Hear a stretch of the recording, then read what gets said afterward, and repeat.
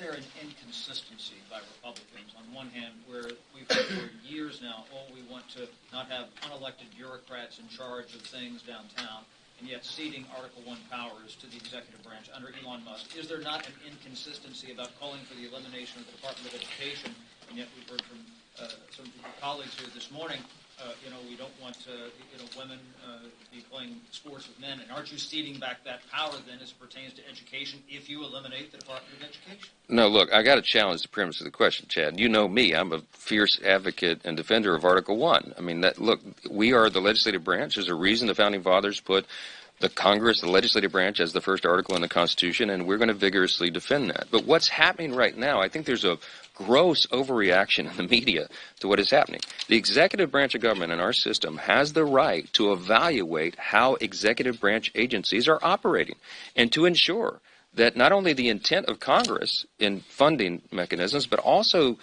the stewardship of precious American taxpayer dollars is being handled well. That's what they're doing by putting a pause on some of these agencies and by evaluating them, by doing these internal audits. That is a long overdue, much welcome development. That's what the American people demand and deserve. And that's what's happening. So we don't see this as a threat to Article I at all. We see this as an active, engaged, committed executive branch authority doing what the executive branch should do. They have broad discretion in all the funding, as you all know, because you follow this. When Congress funds an agency, they give broad discretion to the executive branch on how it's administered. They're using that authority right now in a way it hasn't been used in a long time, so it looks radical. It's not. I call it stewardship. I think they're doing right by the American taxpayer, and we support that principle. When it comes to the point of codification and legislation and all the rest, we'll be evaluating all those things. But right now, I think they're acting within the scope of their authority. There's be legal challenges. The courts will have some things to say about this.